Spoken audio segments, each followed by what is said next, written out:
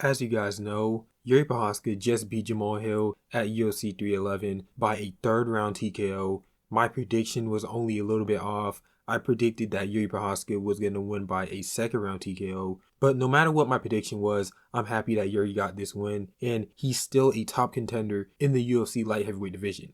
But props to Jamahal Hill as well. He put on an amazing fight in this matchup. He made this fight a war. However, he came up short. And like I said in my official prediction video, Jamahal Hill's defense isn't that good. He left his chin open to be countered many times in this fight, and his lack of defense ultimately led to his demise in the third round when Jiri slipped a punch from Jamahal Hill and landed a beautiful check left hook on Jamahal Hill's chin. Jiri showed that he improved a lot in this fight. His head movement was actually effective, and he kept his hands up in some moments. So this was a very good one for Jiri, and it showed that Alex Pereira did not take his chin.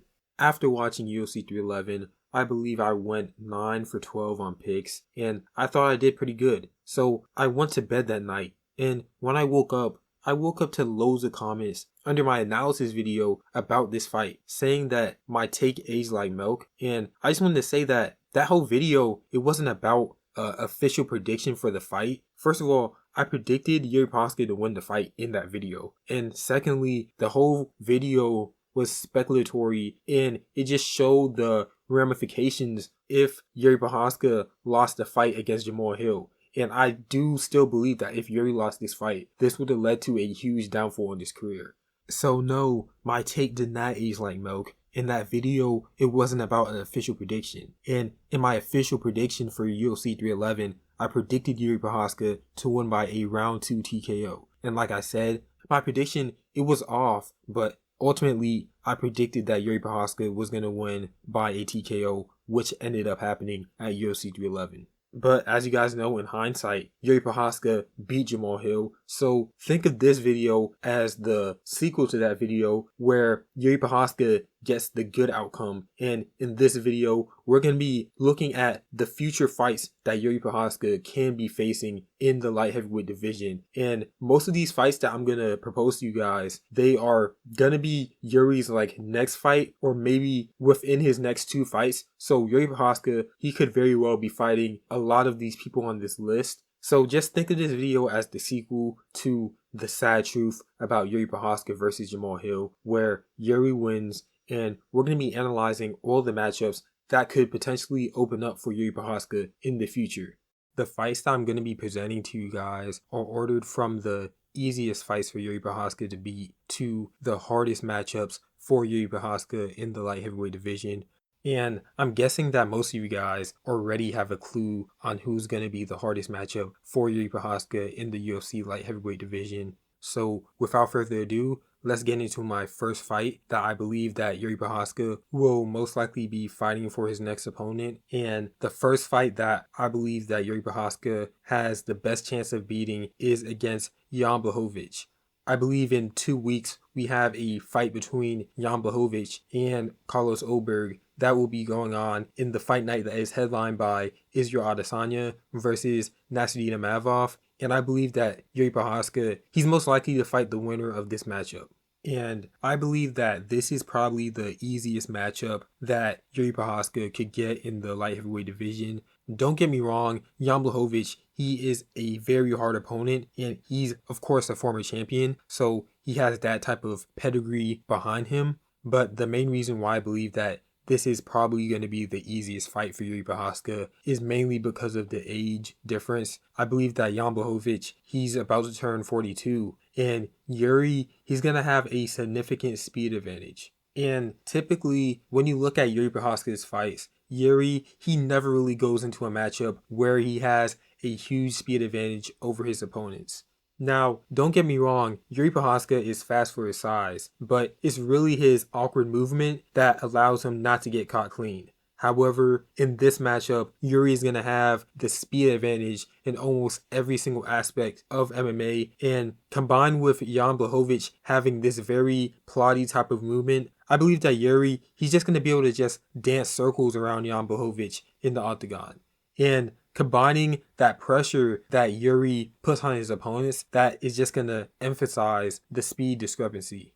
However, what's going to be challenging for Jiří Procházka is going to be those low kicks. Jan, he has very damaging low kicks, and Jiri, he's notoriously known for not checking his kicks properly. So Jan, if he's going to win this fight, is going to be through destroying Jiří Procházka's legs and basically crippling the movement of Jiří Procházka. Like, Jan Blachowicz, he still has a very good chance to win this fight, especially if he employs those low kicks. Also, Jan Blachowicz, he has very crazy power in his hands, so Jiří Procházka needs to be cautious about that. But I feel like at this point, every single one of his opponents has power in his hands, so he should be used to just not getting caught and dealing with that type of power coming his way.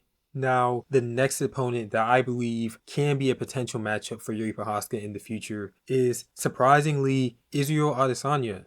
Now, a lot of people, they haven't really been mentioning this matchup, but if Israel Adesanya beats Nassourdine Imavov, he's basically not going to have any big matchups in the middleweight division, and he might not even get a title shot in 2025. We all know that there's like a logjam in the middleweight division. Obviously, we have Dricus du Plessis fighting Sean Strickland for UFC 312, and that can potentially lead to a bunch of outcomes. And then you have Khamzat Chimaev, who deserves his title shot. So really, if Israel Adesanya beats Nassourdine Imavov, the only really options for him in the middleweight division is to fight Robert Whittaker in a trilogy, or fighting another up-and-coming middleweight contender, which could potentially go very wrong for Israel Adesanya. So in this scenario that I'm proposing, Israel Adesanya, he can move up to the light heavyweight division and fight Jiří Procházka for a chance at the huge trilogy fight against Alex Pereira. And I think that Jiří Procházka, he should win this matchup, but Adesanya, I'm not counting him out. He could pull this fight off. And this would be a very good fight for Jiri to prove that he has the potential to be a similar striker to Pereira, because Jiri really wants that Pereira trilogy as well. And as of right now, I think that Jiri, he needs to go on like a streak before he can fight Alex Pereira for a third time, because he did get KO'd twice. Like, Jiri needs to be the undisputed #1 contender to get that trilogy fight against Alex Pereira.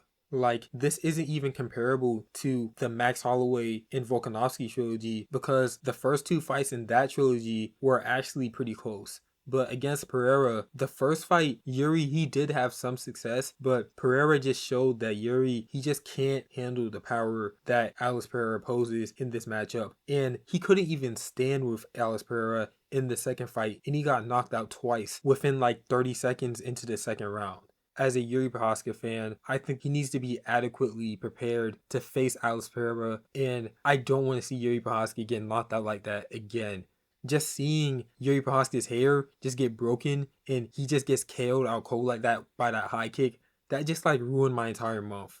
And to this day, I never even rewatched that fight because of how sad just the ending was. So, like I said, I think that Jiri, he needs to go on the streak and prove that he has the ability to stand with Alex Pereira to even sell the trilogy fight in the first place. Because the UFC, at the end of the day, they're a company, and they're not going to market Jiří Procházka versus Alex Pereira 3 when Jiri, he was not even competitive for the last two fights, and they wouldn't even consider the fight if Jiri, he didn't show adequate like evolution of his game to prove that he deserves that matchup in the first place. But going back to the Adesanya matchup, if Jiří Procházka can beat Israel Adesanya, someone who fights similar to Pereira and also has a win over Alex Pereira, I think that that can make a case for Jiří Procházka getting that trilogy fight against Alex Pereira. Obviously, there's a huge risk in this matchup. Jiří Procházka is going to have to worry about not getting countered in any exchanges, and Adesanya also has the threat of the leg kicks as well. But I think that Jiri would win this matchup because of the size and power advantage. Like, I think he'll be able to secure takedowns if Adesanya is giving him problems on the feet, and Jiri has the knockout power that could potentially lead to a finish as well. Obviously, there are more nuances and aspects that go into these type of matchups, so sorry if I'm not really encapsulating all those type of aspects, but this isn't really a fight analysis video. I'm really just doing a quick summary of the different matchups that Jiří Procházka could potentially face. And I know that Jiří Procházka versus an opponent like Israel Adesanya, there's a lot more nuances that go into that type of matchup that I'm probably not explaining. But like I said, I'm going to need like way more time to actually like research that type of fight. So sorry if I'm not really encapsulating everything that could be going into that matchup. But anyways, moving on to the third matchup that I believe that Jiří Procházka could potentially face. And now we're getting into opponents that I believe that Jiří Procházka, he has a good chance to lose to. And the third opponent that I'm presenting to you guys is going to be Carlos Ulberg. Like I said before, I believe that Jiří Procházka, he should be facing the winner of Jan Blachowicz versus Carlos Ulberg. So if Carlos Ulberg wins that matchup, Jiří Procházka versus him is going to be a fight that could be happening very soon. Like I'm talking in like the next 6 months. And when you look at Carlos Ulberg's style, he has that same technical kickboxing style like Alex Pereira. And another underrated aspect of Carlos Ulberg's game is his composure in the cage. When Carlos Ulberg fought Volkan Ozdemir, we saw that he is a very competent striker and he takes a measured approach while striking. He also has the power to neutralize opponents who try and pressure him and get in his face. We saw when he fought Alonzo Menningfield that you can't just rush in and try and overwhelm him because Carlos Ulberg is an excellent counter striker. So on paper, this is a very dangerous matchup for Jiří Procházka, but I still favor Jiri to win this matchup because what makes Jiri so hard to gauge in the striking is his awkward movement and style. That's why he did so well in the first round in that Pereira fight, because his movement is so unorthodox and unpredictable. The first time facing him is going to shock more conventional strikers like Carlos Ulberg. So I don't think that Carlos Ulberg has that adaptability to suddenly find that shot like Pereira did in the second round when he first fought Jiří Procházka. But like we saw in the second Pereira fight, once you already fought Jiří Procházka before, his style kind of becomes predictable, and that's when you can start making reads and manipulating Yuri's lack of defense in some moments. Now moving on to another matchup that Jiří Procházka could be facing in the near future, and that is going to be against Magomed Ankalaev. As you guys know, Magomed Ankalaev versus Alex Pereira is officially booked for UFC 313, and if Magomed loses that fight, he could potentially be fighting Jiří Procházka as a bounce back fight after losing his title shot. And he poses a real threat to Jiří Procházka because he is so good in the boxing. I think that Jiri, he won't be able to just pressure him the same way that Yuri is able to pressure his other opponents because Magomed is so good at fighting behind his jab and he is just a measured striker as well. So Jiří Procházka, he's going to have to up his defense and he's going to have to use that same type of head movement to even get close to touching Magomed Ankalaev and just breaking him like he usually does to his opponents. And when you also consider that Magomed Ankalaev is an amazing kicker, and we've seen in past Jiří Procházka fights that he is susceptible to that head kick knockout, I just see that Magomed Ankalaev, he is going to be a very tough matchup for Jiří Procházka, and I can see this going either way because Jiří Procházka does have relentless pressure, so he could end up breaking Magomed Ankalaev when they actually fight. But like I said, to me, this is like a coin flip type of matchup. Like, I can't really give any solid predictions. I kind of lean a little bit towards Jiří Procházka, but Magomed Ankalaev, he is definitely one of the toughest matchups for Jiří Procházka in the light heavyweight division. Now, my last fight that Jiří Procházka could be fighting next, and the toughest fight for Jiří Procházka in the light heavyweight division, is going to be against Alex Pereira. Obviously, Alex Pereira has 2 wins by knockout over Jiří Procházka already, and I'm going to just be honest. I don't think that Jiří Procházka beats Alex Pereira right now, and I don't really see there being a future where Jiří Procházka changes his game to the point where Alex Pereira actually loses. I can see Jiří Procházka having a better performance than he did his first 2 times, but actually beating Alex Pereira with the style that Jiří Procházka currently has, I just don't see being realistic. And when we're talking about Jiří Procházka getting back the light heavyweight title, I still believe that Jiří Procházka, he has a very good chance at becoming champ again. And if Magomed Ankalaev beats Alex Pereira, I believe that Jiří Procházka, he could be next up to fight Magomed Ankalaev, especially if Magomed Ankalaev beats Alex Pereira in the immediate rematch, because we all know that if Pereira loses at UFC 313, the UFC, they're giving Pereira an immediate rematch. So if Magomed Ankalaev beats Pereira twice, Jiří Procházka, he's going to be next up for that title shot.